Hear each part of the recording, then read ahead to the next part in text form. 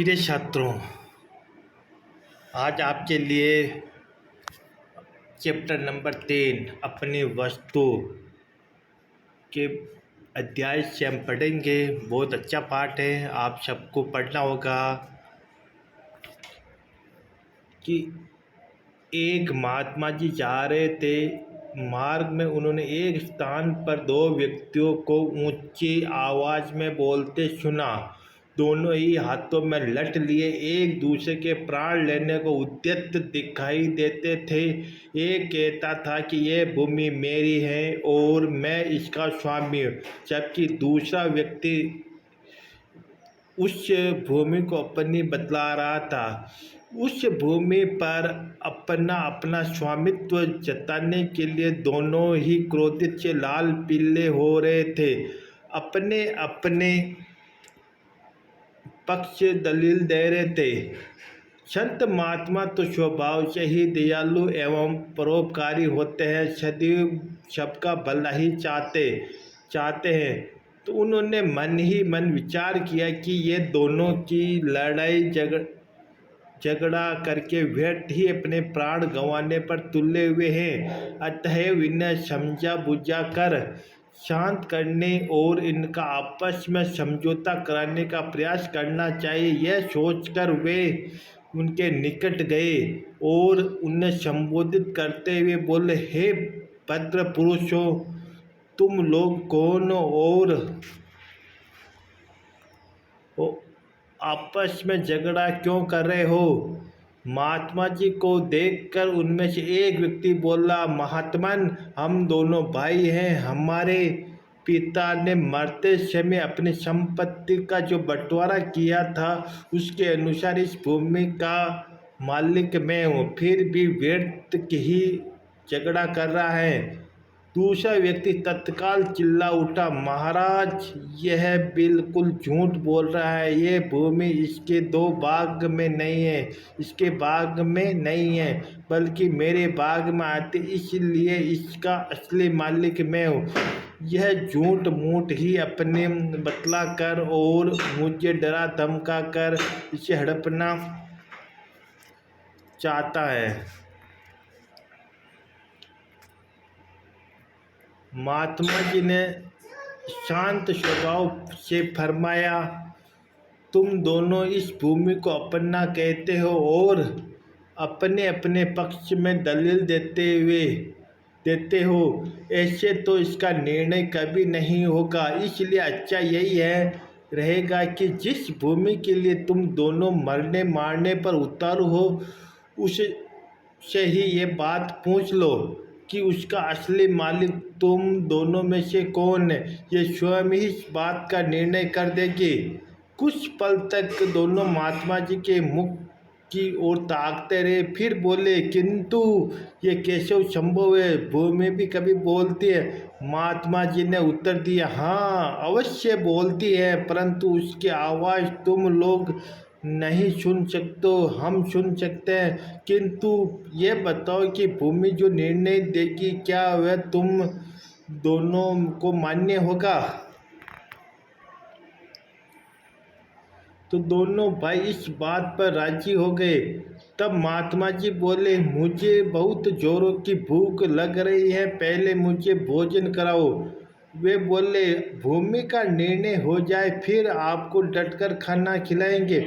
महात्मा जी ने कहा, भूमि का निर्णय तो ही हो जाएगा, वह कहीं भाग्य थोड़ी जा रही है। पहले भोजन हो जाए ताकि मन मस्तिष्क कुछ ठिकाने आ जाए, इसलिए तुम दोनों अपने अपने घर से भोजन ले आओ, तब तक हम यहीं बैठे हैं। यह कहकर महात्मा जी पेड़ की छाया में बैठ गए। दोनों भाई घर गए और अपने अपने घर से भोजन बनाकर ले आए। महात्मा जी ने उन दोनों को बैठ जाने को कहा। तत्पश्चात उन्होंने भोजन के 3 भाग किए और दोनों भाइयों को भोजन करने का आदेश देकर स्वयं भी भोजन करने लगे। इस प्रकार ऊपर की बातचीत तथा भोजनादि में लगभग 2 घंटे लग गए। महात्मा जी की इस समस्त कार्रवाई का उद्देश्य केवल यह था कि दोनों का क्रोध कुछ कम हो जाए ताकि उन्हें समझाया बुझाया जा सके। और हुआ भी यही कि वे दोनों जब भोजन से निवृत्त हुए तो काफ़ी शांत हुए। उन्होंने महात्मा जी के चरणों में विनय की, महाराज यह भूमि तो कुछ बोलेगी नहीं, इसलिए आप ही हमारा निर्णय कर दीजिए। तो महात्मा जी ने कहा, इस भूमि से पूछकर इसका निर्णय करते। यह कहकर उन्होंने अपना कान भूमि के साथ लगाया, मानो कुछ सुनने का प्रयत्न कर रहे हो। कुछ देर तक तो भूमि के साथ कान लगाए रहे, फिर सीधे बैठ गए और गंभीर वाणी में बोले, ये भूमि तो कुछ और ही कह रही है। तो दोनों भाई बोले, महाराज भूमि क्या कह रही है? महात्मा जी ने कहा, ये भूमि कहती है कि दोनों ही व्यक्ति मेरे ऊपर अधिकार जमाने के लिए झगड़ा कर रहे हैं,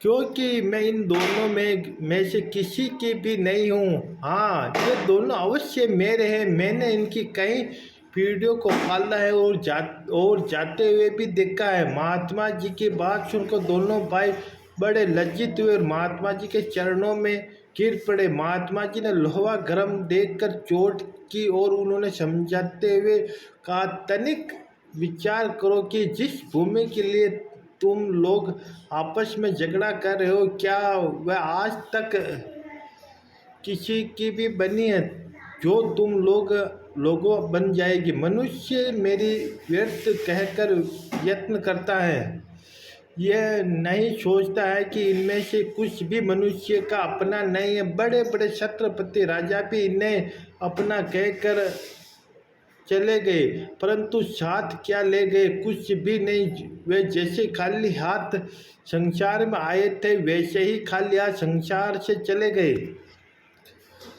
तुम लोग भूमि के छोटे से टुकड़े के लिए झगड़ा करके अपना अनमोल जीवन को नष्ट करने पर क्यों तुले हो? यह भूमि न तुम्हारी और न ही तुम्हारी बनेगी। तुम ही भूमि की क्या संसार जितने भी पदार्थ, धन संपत्ति, मकान आदि, इनमें से कुछ भी तुम्हारा नहीं है। तुम्हारी अपनी वस्तु तो केवल भजन भक्ति और तुम्हारे अच्छे कर्म जो लोग परलोक के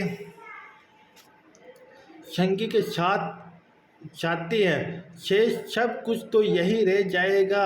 अतः आपस में लड़ने झगड़ने और मनुष्य जन्म के मूल्यवान समय को व्यर्थ नष्ट करने की अपेक्षा जीवन को अच्छे कर्मों और नाम सुमिरन में लाओ, ताकि तुम्हारा लोक परलोक संवर जाए। इस कहानी से हमें शिक्षा मिलती है कि जीवन में कभी लड़ाई झगड़ा नहीं करना चाहिए, आपस में समझौता करना चाहिए।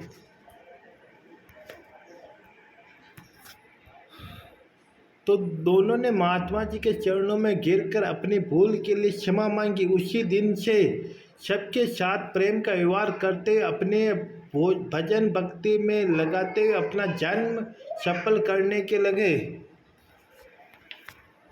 अब पढ़ेंगे अभ्यास प्रश्न।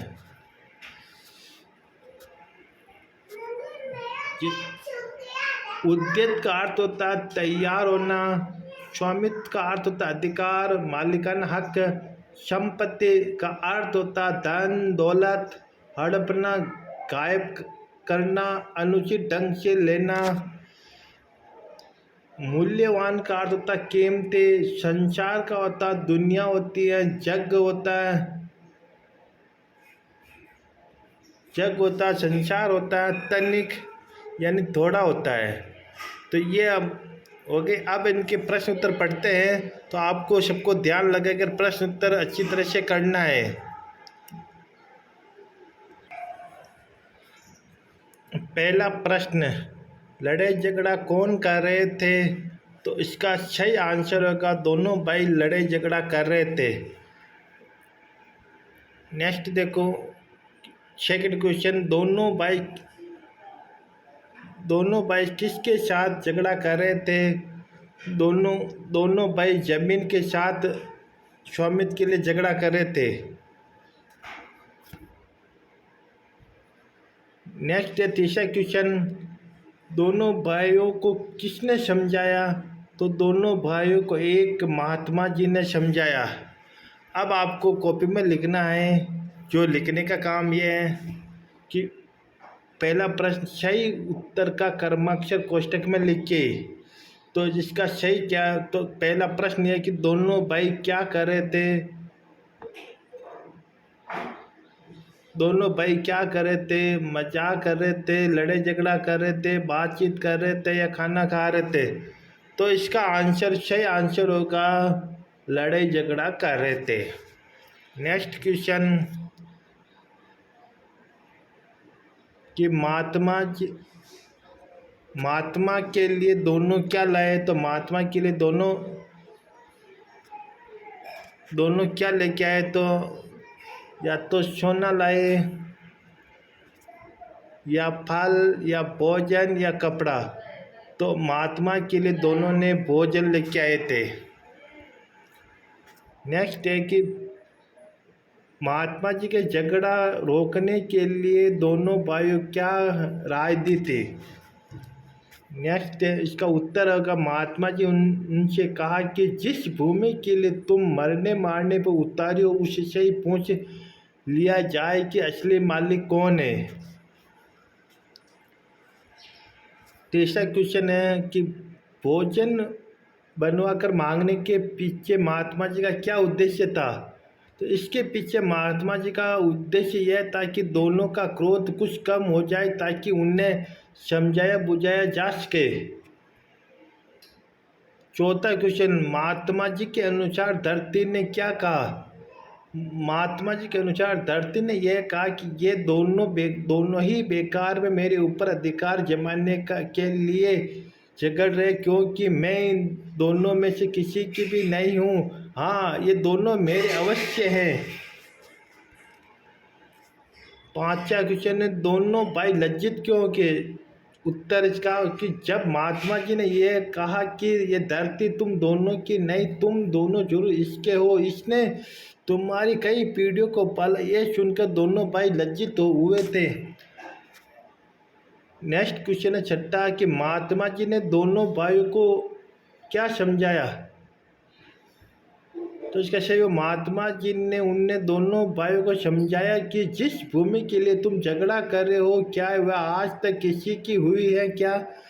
बड़े बड़े राजा भी इससे अपना कहकर संसार से खाली हाथ चले गए।